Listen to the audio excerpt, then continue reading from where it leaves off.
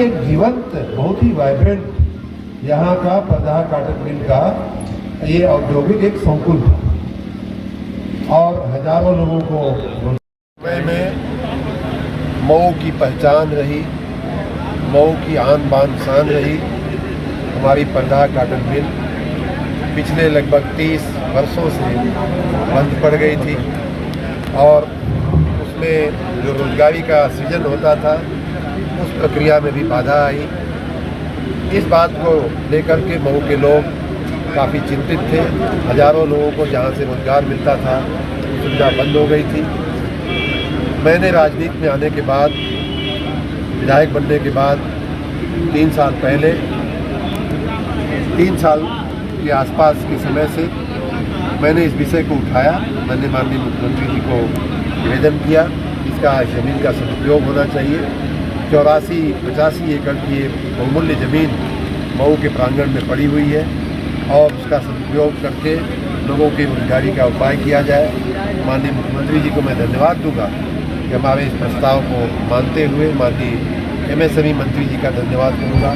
MSME विभाग के पहले के अग्र सचिव, अभी के अग्र सचिव, सभी लोगों का भी मैं धन्यवाद करूंगा। विभाग के अधिकारियों का धन्यवाद करूंगा कि उस पर माननीय मंत्रिमंडल की मंजूरी से एक बहुत ही विशाल औद्योगिक पार्क बनाने की मंजूरी, एमएसएमई पार्क बनाने की मंजूरी सरकार ने दे दिया है और उसके लिए धरातल पे अब काम होना भी शुरू हो गया है। सर कितनी लागत है इस? आप देख सकते हैं कि ये 84, लगभग 84, सवा 84 एकड़ जमीन ये थी और उसमें आपको मैं दिखाऊँ तो 500 से 1000 स्क्वायर मीटर के 104 प्लाट बनने वाले हैं।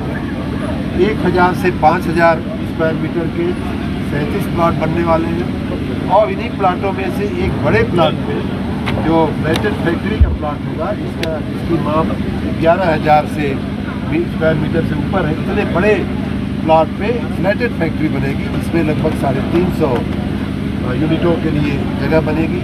इस प्रकार ये लगभग 500 औद्योगिक यूनिटों के लिए बहुत ही बड़ा, बहुत ही विशाल औद्योगिक संकुल बनने जा रहा है, जिसमें मध्यम और बड़े उद्योग दोनों ही आकर के अपने कारोबार शुरू कर सकते हैं।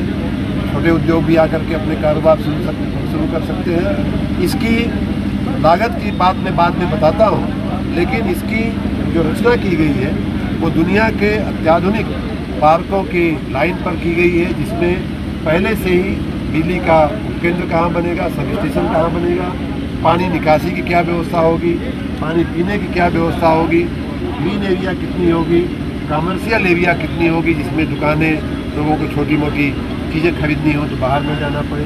साथ ही रेजिडेंशियल एरिया भी इसमें बनेगी जिसमें फैक्ट्रियों के मालिक, फैक्ट्रियों में काम करने वाले हमारे कामदार, जो मजदूर होते हैं उनको सभी तरह से रोड का निर्माण होना है। इसमें बाउंड्री वाल का और ड्रेनेज सीवर का काम शुरू भी हो गया है।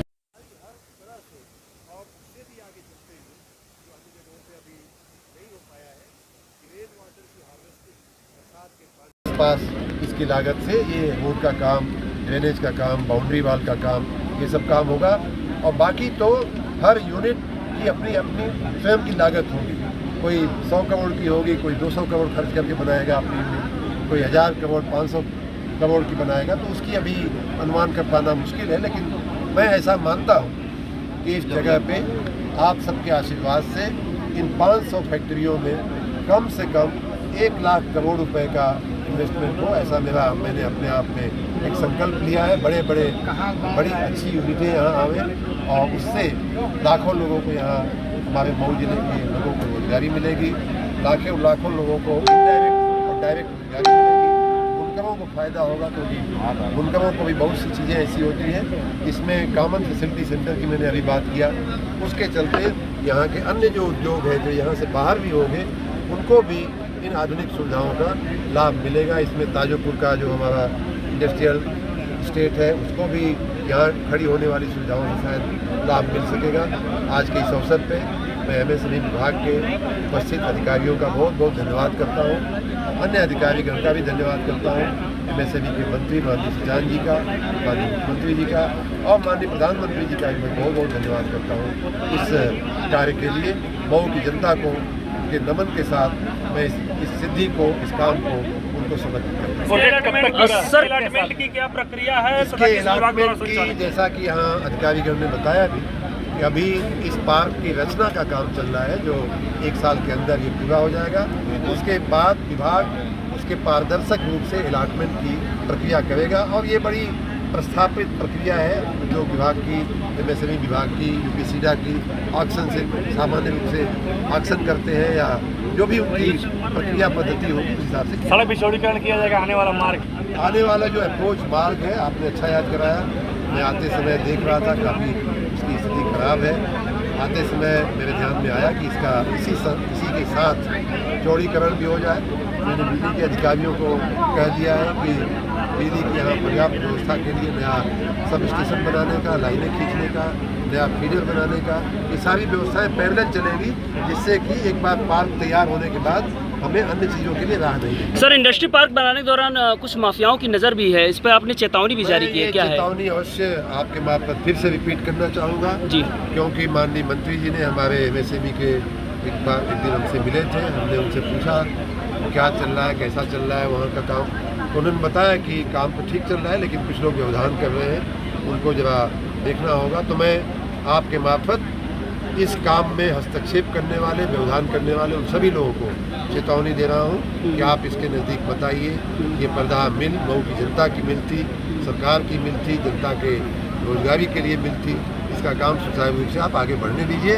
अगर आप बीच में आएंगे तो उसके दुष्परिणाम आपको भुगतने होंगे। धन्यवाद सर।